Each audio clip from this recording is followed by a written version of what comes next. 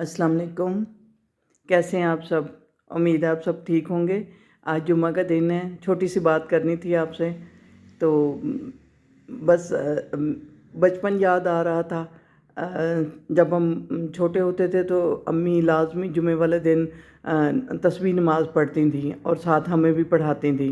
उस वक्त हमें पढ़नी भी नहीं आती होती थी, कभी दरमियान में तोड़ देते थे नमाज, कभी ज़्यादा लंबी होने की वजह से छोड़ देते थे। वो इस तरह की छोटी छोटी बातें बड़ी याद आती हैं। लेकिन फिर अम्मी ने नमाज ख़त्म करने के बाद हमें सिखाना और बताना और फिर कहना अब आइंदा ऐसे नहीं करना, अब मेरे साथ साथ पढ़ना, अम्मी के साथ साथ पढ़ना। वो बचपन की छोटी छोटी सी बातें आज जुम्मा था तो बहुत ज़्यादा याद आ रही थी। ख़ास तौर पे नमाज़ तस्बीह के हवाले से कि जब भी मैं पढ़ती हूँ तो अम्मी के लिए ज़रूर दुआ करती हूँ और मुझे जुमे वाले दिन कोशिश करती हूँ अगर 4 रकात ना भी पढ़ सकूँ तो 2 रकात लाजमी पढ़ लूँ। कभी नहीं भी पढ़ी जाती, अल्लाह माफ़ करे। तो खैर है तो ये नफल नमाज। तो मैं आपको तस्बीह नमाज पढ़ने का तरीका बताती हूँ और एंड पे मैं जुमे के हवाले से कुछ अच्छी बातें भी शेयर करूँगी। तो पहले तस्बीह नमाज का तरीका बताते हैं कि इसकी पहली रकत में सना के बाद 15 दफ़ा पढ़ा जाएगा। जब हम अल्लाह अकबर कह के सुबहानक अल्लाहुम्मा पढ़ के उसके बाद अल्हम्दुलिल्लाह और कोई सूरत पढ़ने के बाद तो उस वक्त फिर उसके बाद 10 दफ़ा पढ़ा जाएगा। और रुकू में सुबहान रब्बियल अज़ीम के बाद 10 दफ़ा पढ़ा जाएगा। रुकू में खड़े होने के बाद 10 दफ़ा पढ़ा जाएगा। सजदे में सजदा यानी कि सुबहान रब्बी आला के बाद 10 दफ़ा पढ़ा जाएगा।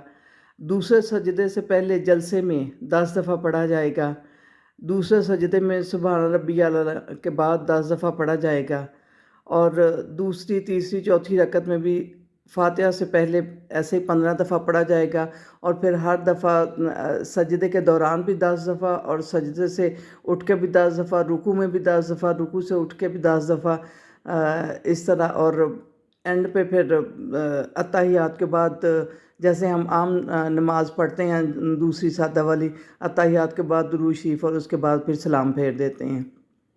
नमाज तस्बीह सुबहानल्लाह इसमें जो पढ़ते हैं वो है सुबहानल्लाह वल्हम्दुलिल्लाह वला इलाहा इल्लल्लाहु वल्लाहु अकबर, सुबहानल्लाह वल्हम्दुलिल्लाह वला इलाहा इल्लल्लाहु वल्लाहु अकबर। और ये इसकी रकात की कुल तादाद जो है वो एक रकत में 75 दफ़ा बनती है। यानी कि अगर हम 4 रकात नमाज पढ़ेंगे तो ये 300 दफ़ा हो जाएगी 75 से, एक रकत में 75 की वजह से। आप भी ज़रूर इसका इत्माम कीजिएगा। अल्लाह ताला ने इसका बड़ा सवाब और अजर रखा है और मुझे दुआओं में याद रखिएगा। और जो एंड पे मैंने आपसे जुमे के हवाले से बात करनी थी वो यही थी कि हदीस शरीफ में आया है कि जो जुमा के दिन 100 मरतबा सुबहानल्लाह अज़ीम व बिहम्दिही, सुबहानल्लाह अज़ीम व बिहम्दिही 100 दफ़ा जुमा की नमाज के बाद पढ़ेगा, अल्लाह ताला इसके 1000 गुनाहों से माफ़ी फ़रमा देते हैं और इसके वालिदैन के 24,000 गुनाह बख्श देते हैं। सुभान अल्लाह, कितनी बड़ी बात है ये। एक छोटा सा अमल करके हम कितना ज़्यादा फ़ायदा उठा सकते हैं। और जुमा के दिन के जो मुबारक 2 अमाल हैं वो कसरत दुरूद शरीफ और सूरत कहफ है। तो और दूसरी बात ये कि अगर आप दुरूद शरीफ पढ़ने का एक आसान तरीका ये भी है कि आप आजकल एक टेली काउंटर मिल जाते हैं, वो टेली काउंटर आप लें और अपनी उंगली में डाल के रखें। उससे आपको बहुत आसानी हो जाएगी कि जब भी वो आपके उंगली में आपको ध्यान उधर रहेगा आपका कि मैंने दुरूद शरीफ पढ़ना है।